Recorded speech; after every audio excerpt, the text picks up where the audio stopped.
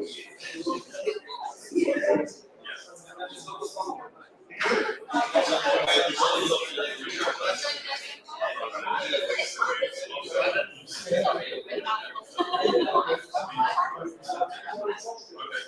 you for joining us. Pleasure to our next speaker. So we'll come with any session introduce yourself. I'll let you go. So thank you guys. Over to you.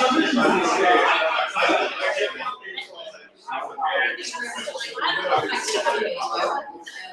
It's great to be here and speaking. So earlier on when we did the panel, I heard that there were a few issues with you guys being able to hear. So if that's the case, just raise your hand at any point today and let me know that. But also you can come a little bit closer to the speakers here and then you won't miss a thing. So I'm Audrey Woodhouse. My business is called Honestly Speaking. So the clue is in the title. And I help people to speak and present well so that they can achieve their goals. Now, there is a little bit of an issue with this because when I say that, everybody expects me to be a brilliant speaker and not make any mistakes. Well, you never know, there is always a first time. So go easy on me. Some of you know I've already been working this morning doing the panel. Afternoon, should I say. So I hope that the topic that I'm talking about today could feel really relevant for you. I think I have a view about speaking with integrity and authenticity more now than ever because of the topic that we were talking about earlier in the panel, which is AI. So it's very easy for us to generate this stuff, but also it means as humans, we're always looking in on content and wondering if that person actually wrote it, if they actually genuinely think it, and if it comes directly from them. And because of that, we're quite suspicious. We've got a bit of an issue at the moment around trust. There's big media, there's all the social media going on out there, there's a lot of noise, we've got politicians telling us lies, we've got all kinds of things going on. And it's very difficult for us to feel like we can connect as humans and trust. But you know what? Everything started with a conversation. Everything started with a human conversation first. Even all this amazing technical stuff started out with a conversation. We need each other. We need to connect and we need to trust. And incidentally, when you hear some of the examples that I've got for you today, you might be able to see where some leaders help us to feel more hope. And hope is really closely linked to trust. Without hope, we struggle to stay motivated and energized to move on, and we really need it as people, and we need it in business as well. Obviously, when you jump out of a plane, you hope that you land safely, and you trust that the parachute is going to get you there. Trust and hope are closely linked. And so when we think about people speaking, we want to feel that it's coming from them. There's honesty, integrity, and truth. When we do that, we want to be with them. We want to join their tribe. This is human nature. This is why we have communities, societies. It's why we decide to work with some people and not with others. We move towards like-minded people. So speaking and communicating with honesty helps us to build rapport. So these are a lot of the things I'm going to be talking about with you today. Now, I think it's worth me saying that I wasn't always a speaker. I've spent 30 years in the performing arts industry, so a lot of time on the stage or on a screen, but I was incredibly shy. None of this comes naturally to me, even today. So as a child, the last thing I wanted to do was speak, even in a classroom, to raise my hand. And I think it's important that I say that, because it's very common for people in the audience to sit and think, well, it's all right for you. This is what you do all the time, it's easy for you, you're that type of person. Actually, that's not true. I'm an introvert, who has a collection of tools that I use and implement to help me do the things I want to do today. And they help me fulfill my purpose, which is helping others to stand up and speak and own their voice. And it hasn't always been easy. But I believe that more of us should do what I did and really utilise their voice for good, for their business, for growth, and to take up their own space. Today, I hope that you're going to take away a few things to think about. If you're already a brilliant speaker, that's fine. Great. I celebrate you. I think that's brilliant. But perhaps some of the things that I speak about will help you to build self-awareness, maybe go back to basics, and think a little bit more consciously about what you say so you can be even better at what you do. And if you're new to speaking, but you might want to try it, or you think, no, I'd never try it, this might help you to think about leaning into it, because we only learn to speak by speaking. The more we do it, the better we get. Okay. So, I've got some very interesting examples for you. Let's just kick off. Oh my God. Where's it gone, Michael? The laptop decided to. I just had to say it's in my laptop.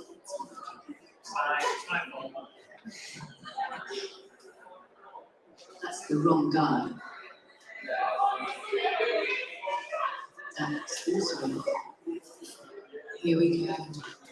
We're going to start with Mr. Sinek. Okay. So, I also have to operate my phone, and if you were listening earlier, you'll know that I am not a technical person. But let's see how this goes.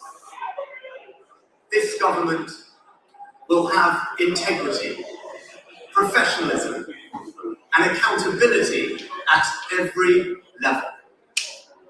Trust is earned, and I will earn yours.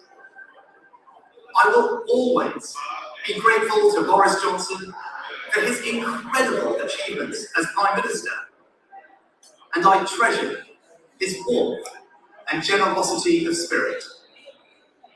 And I know he would agree that the mandate my party earned in 2019 is not the sole property of any one individual.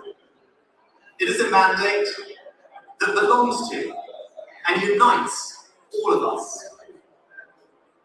And the heart of that mandate is our manifesto. I will deliver on its promise. A stronger NHS, better schools, safer streets, control of our borders, protecting our environment, supporting our armed forces, levelling up and building an economy that embraces the opportunities of Brexit, where businesses invest, innovate, and create jobs.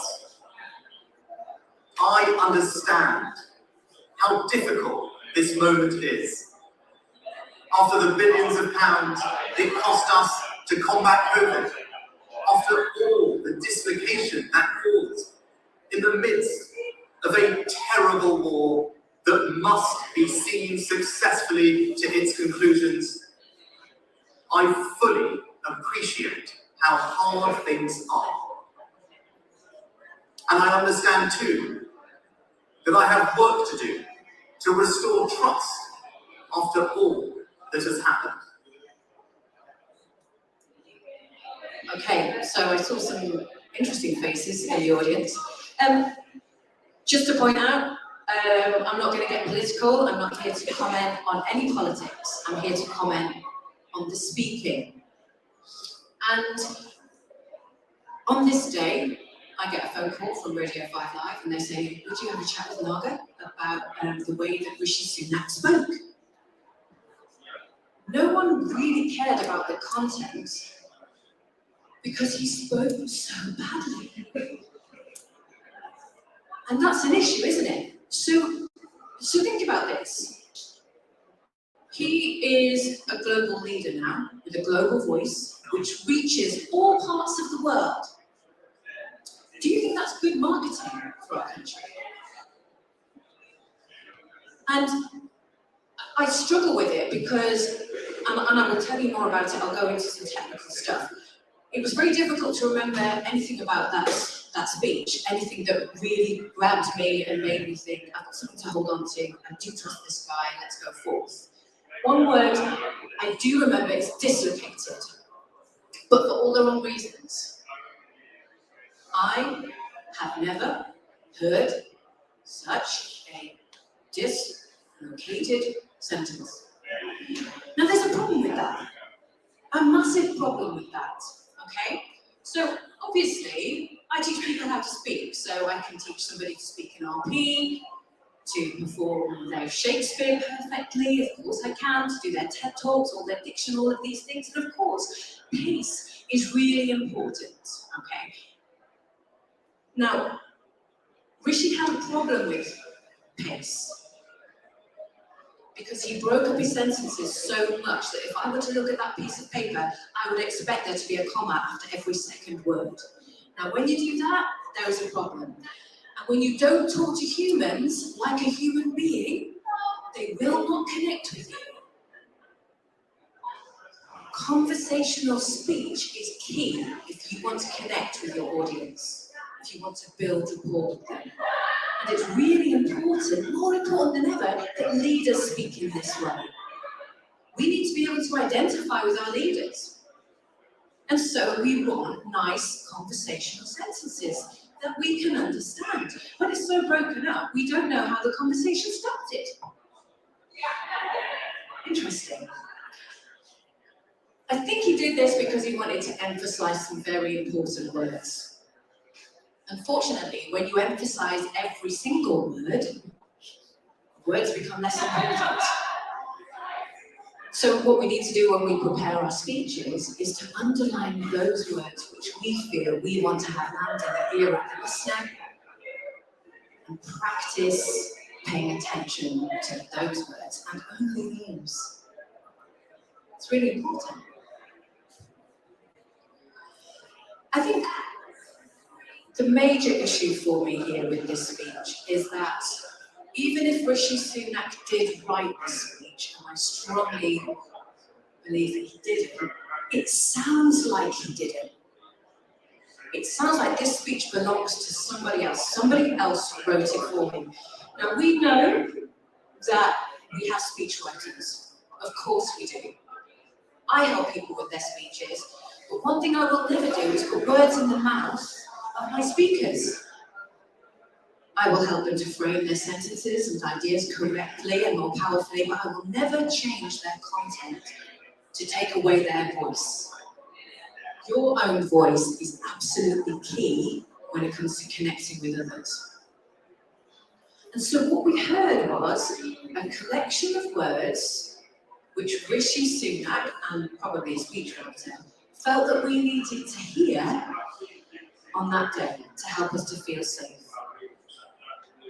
Unfortunately, when he had an opportunity to bring a nation along with him, he lost us in one speech. I don't know if you remember, but they were playing versions of this speech as if he were a Dalek. They turned it into a joke. This is the leader of our country. And I'm sure he's very busy and doesn't have time to prepare and think. Yeah, I get that. But you know what? They spent more time designing the lectern, removing the lectern of Liz Truss, having everybody in the media and all the crowds waiting, and putting on his lectern so he could stand there and hold on to it and read. He didn't use his body, he barely gestured, he barely used any expression. So then what we had was monotone, a monotone sound. And when we have that, unfortunately, our human nature, our human brain tells us to switch off. Because we're hearing the same thing. Now when our ear hears the same noise, it goes, oh, yeah, this is all the same information. We can relax now, we can switch off because we've heard it all before. So without light and shade in a speech, we lose our audience. It's not their fault. flowers. Okay, so I want to introduce you to somebody else. What do you think this is going to be like?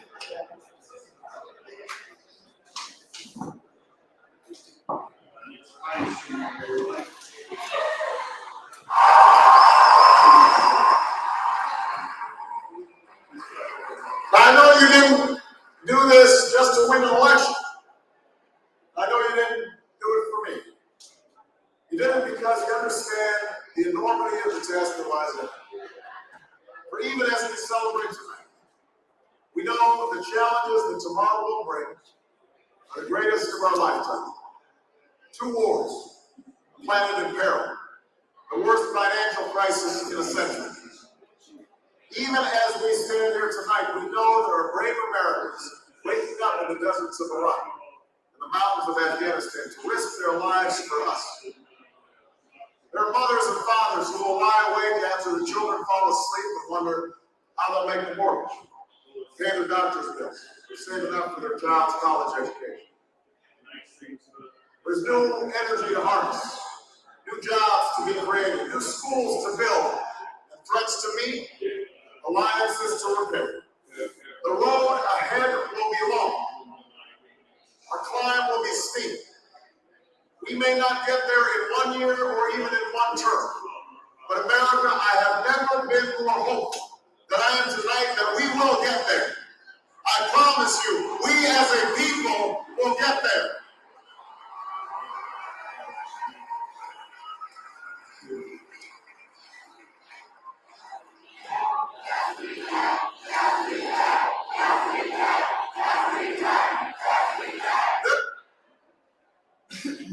A very different kind of acceptance speech, I would say. But you know what? In that excerpt there, he's talking about very similar problems, even though it's at a different time. And yet, the crowds at the end of his sentence there are shouting, "Yes, we can." They are filled with hope, and they are putting their trust in their leader. This is what we want from our leaders when they speak. And you're right, he might assert that he wants to make certain changes. He might have not reached exactly every single goal that he set for himself or for his nation.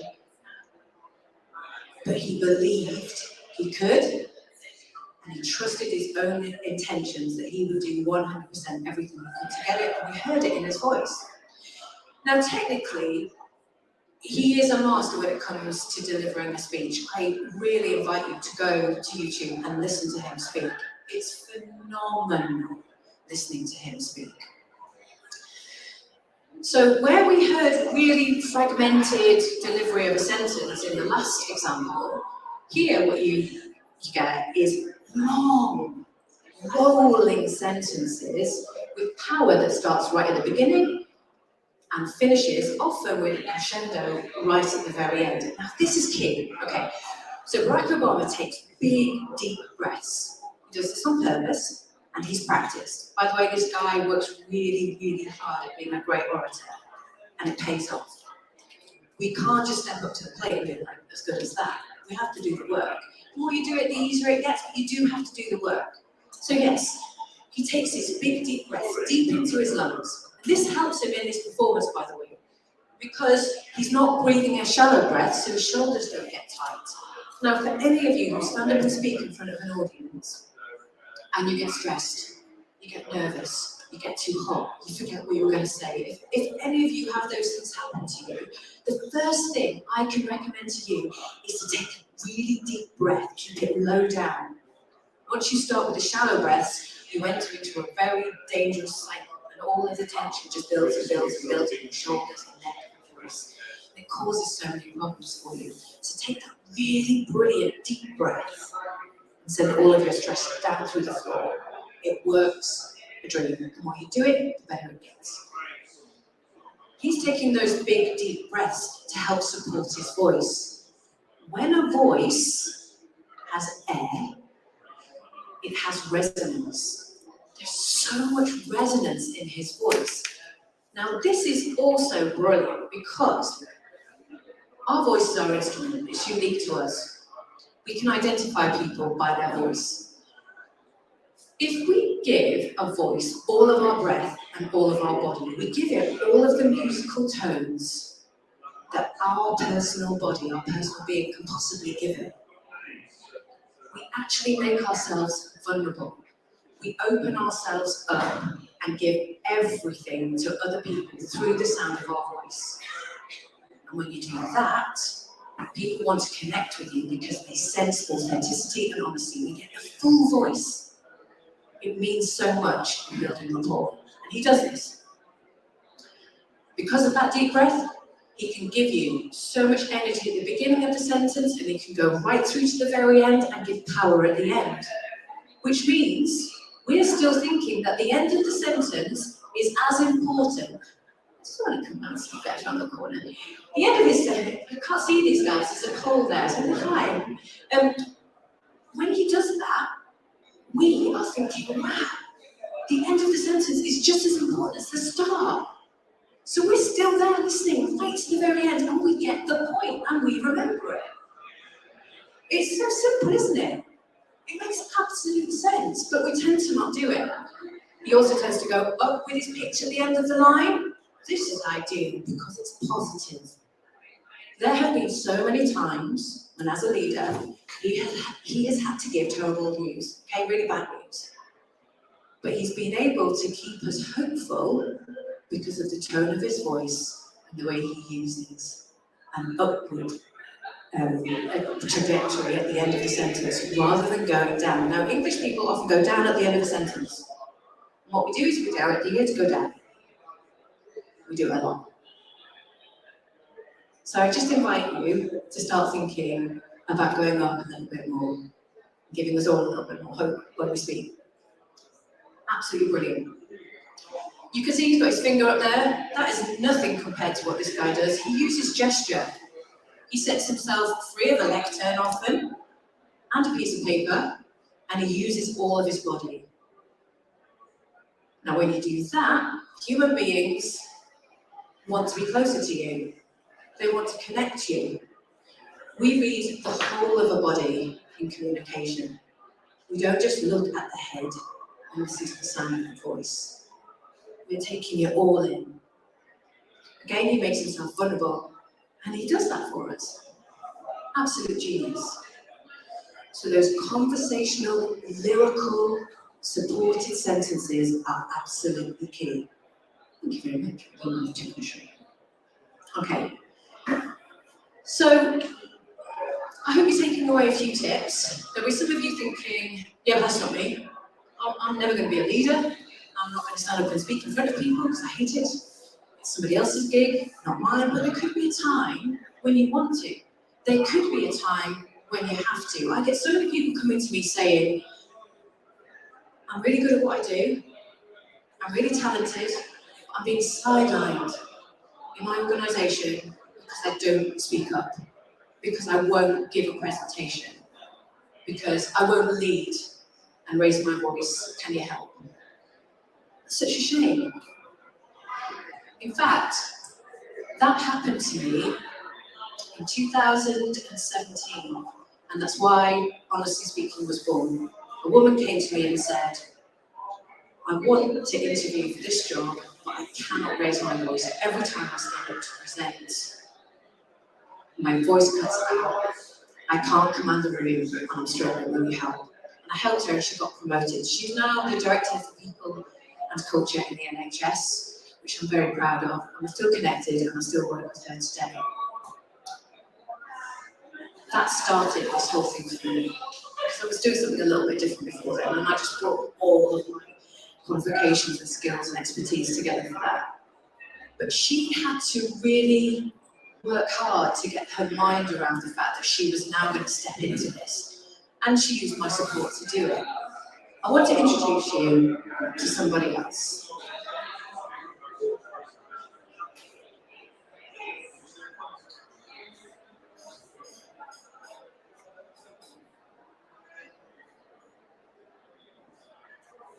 I'm Cecil, or as Matthew Barry once called me, a precious beetle. I remember in my early early days being thrown by the odd nasty comment or negative commentary. I even went to Trevor Mallon for advice on how to harden up.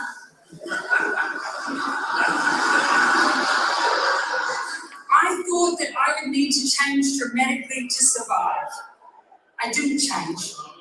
I leave this place as sensitive as I ever was, prone to dwell on the negative, hating question time so deeply that I would struggle to eat most days beforehand. And I'm here to tell you, you can be that person, and you can be here. I'm a crier and a hugger. It's instinctive to me. I remember going into the aftermath of Whakaare and seeing a comment about how I was just going in to hug people again. It stuck with me. So much so that when a first responder who was emotionally telling me about their experience, I had an internal argument with myself as to whether I should comfort them when I knew I would likely be criticised. I would rather be criticised for being a hugger than being heartless. And so hug I did a lot. You can be that person, and you can be here. I find this speech really moving. So, on this day, I get a phone call from Radio 5 Live. Would you please comment on Jacinda Ardern's speech? Yeah, of course I will. Very different conversation. They were celebrating this speech. It was so moving. And it captured the heart of not just our nation, of the world. Everybody was talking about this exit speech. And on that call, on the radio, I shared the space with the speechwriter of George W. Bush when he was president. And she was right about an awful lot of things. One thing that she said, which I totally agree with, was, this is an example of how important it is for our leaders to write their own speech. Of course. So when we're thinking about AI and being helped out, just think about what is inside of you and the stories that you can tell and how you reinforce your message with those stories. This was a masterclass in that. Now, the reason why this was so successful was because of those personal stories. Over her time, we actually got to know an awful lot about this vulnerable human being. And we also witnessed her incredible strength. So please, if you're feeling like the last thing you want to do is stand up in front of an audience and speak, think again. Here's an example for you. I've been doing this a long time. I'm on a Zoom with Michael, never met Michael before. In fact, I've only met face to face today. And I said, okay, so if I come, I want to work. I'm better off working. So I like to speak, and if I can help you out in any way. Do you remember this conversation? And he said, yeah, okay, that's fine, yeah, okay.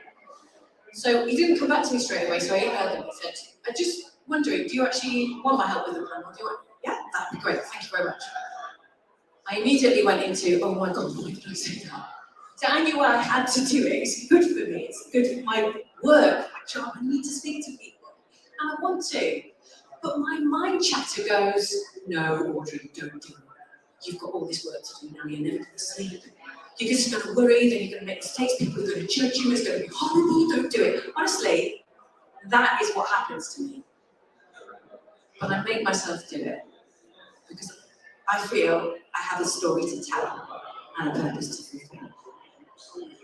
And if you've got that, please take up your space and own your authentic voice. Those personal stories in this speech really matter. She's lyrical, she's connected, everything is spot on. She reads very clearly from a piece of paper. She reads from her own speech. Some people worry about this. I just want to say to you, don't worry about that. Absolutely never worry about that. You know you will be forgiven for all the mistakes you make, and whether you read off a piece of paper or not, if you connect with your audience. If you make the message more important than yourself, if you hand over some sweets to your audience and actually help them, and be of service to them. It's not about you. It's about what you can do for your audience. She did exactly that. Absolutely brilliant. I'm just going to play the end because I think it's absolutely brilliant and incredibly rad.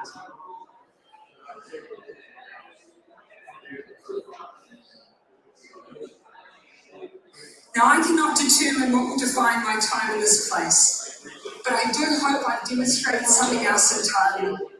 That you can be anxious, sensitive, kind, and wear your heart on your sleeve. You can be a mother or not. You can be an ex-Mormon or not. You can be a nerd, a crier, a hugger. You can be all of these things. And not only can you be here, you can lead. Just like me. Morena, Tina Koto, Tina Koto, Tina Koto. I'm sure many of you are already great leaders. I'm sure, I hope this has inspired you to be even better. And if you're not one, but you know you want to be, do it. So, I'm Audrey Woodhouse. Your personal and professional success is my passion. You can visit my website to find out more about me. There, you will find resources. Things like introducing yourself, giving a clear presentation, online communication, managing nerves and anxiety, and you can buy those. But today, I'm going to give you all of them for free. You just need to scan this. Quick scan. So they're going to be up there via this code for 24 hours. And I just want to let you know that I did write those guides myself. Didn't even get, actually, it was a while ago, I paid an editor, and I'm sure there's mistakes in there. This is good, you know I'm being authentic. They're quite short, snappy, and helpful, so I hope you enjoy them. I'd also love to stay really connected. So, this is me on LinkedIn, so please scan again if we're not already connected. Don't just follow me, let's connect. We can have a coffee, we can have a chat, we can actually use our voices rather than using our thumbs and fingers to message or email. And that would be really great, I'd love that. And finally, I'd like to ask if you have any questions, because I'd love to answer them. There's a few, thanks for finishing you. Sorry, is that it? You have no questions for me? I'm sorry to finish you off. Yes? How much of being a great speaker is natural and how much is I think that's a brilliant question. So how much is natural and how much is taught or learned? So I think we all have charisma and the ability to speak within us. So often I'll work with speakers or wannabe speakers and leaders who are allowing a lot of nerves and negative mind chatter to change their own opinion of themselves.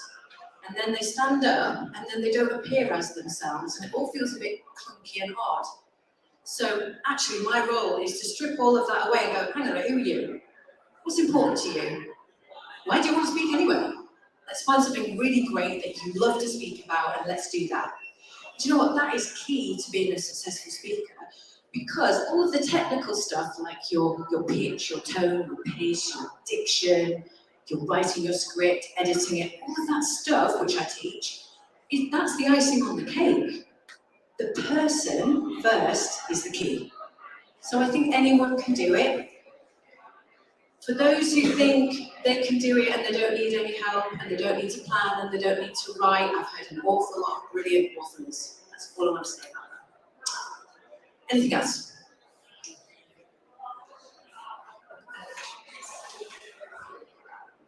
How do you translate it to online?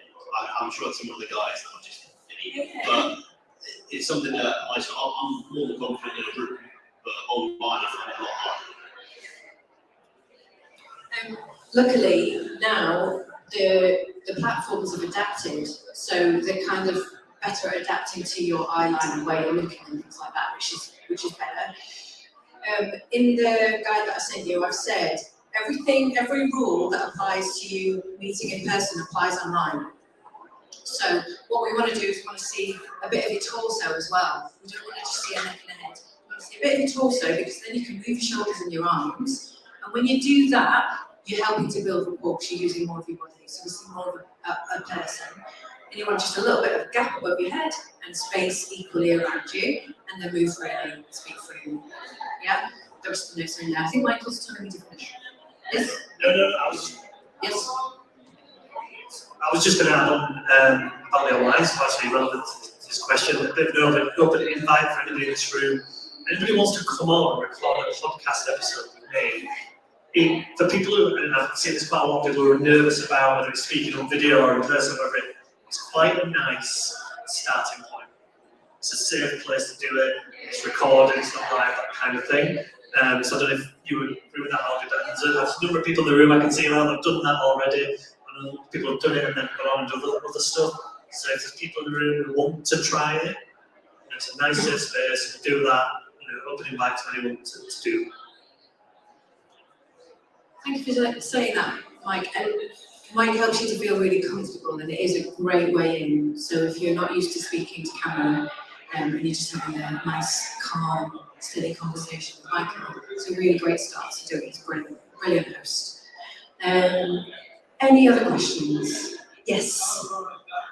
I'm going to come up here because then everyone can ask a question. All right, thank you for that wonderful speech. It's very moving. Thank you.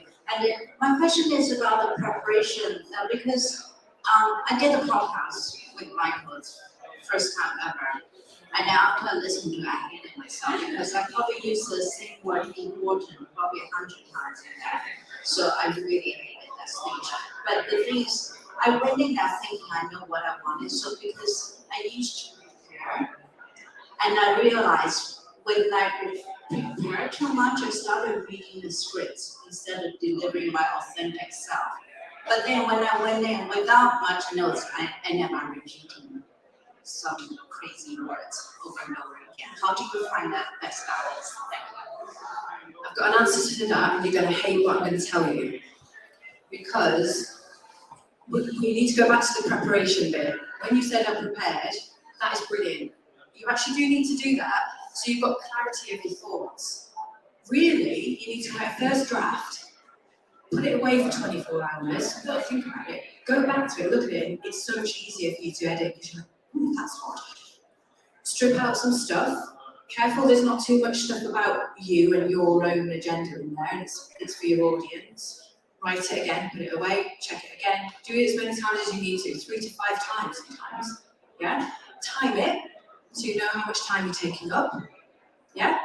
Annotate it, underline those words you want to emphasize and not like wishes in that. Mark in where you want to breathe, so you remember to breathe and practice it like that. Turn it into the exercise of delivering a great speech and being technical, and those words are going to seep in naturally, organically, without you having to sit there and read them parrot fashion, because that's what we don't want. So we want to lift the words off the page and for it to sound really, really natural.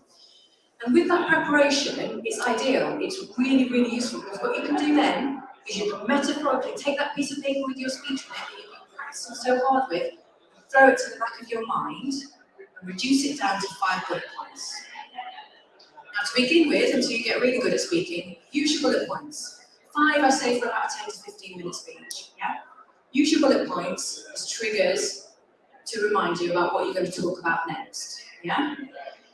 The more you do that, the better you're going to get at speaking, and you'll find you have to go through that painful process less and less. But you do need to go through it to know what it feels like, and to know what it feels like when the whole of your body knows what you're going to say with clarity. Just to say, ums, likes, so's. Right, so some speeches require you to eliminate those, and there is a place. Sometimes we have to do it because of the way we're speaking at the time and the context we're in. Not all the time, in fact, not most of the time. Honestly, speak like a human being. Be yourself, bring yourself to the table, and people will connect with you. Don't worry about all of those things, because we're dying for us to be human beings more than ever before. Okay? Great question, thank you. It's definitely time for me to go. Thank you very much for being such a brilliant audience. I'm going to hang around, so if you've got any questions, just come and ask me, and I'd love to help.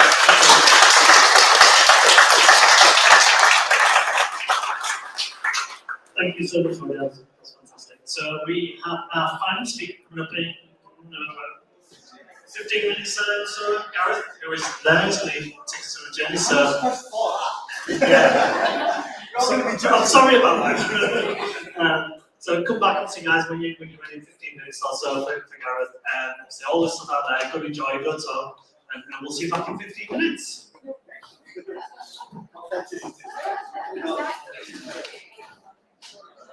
Thank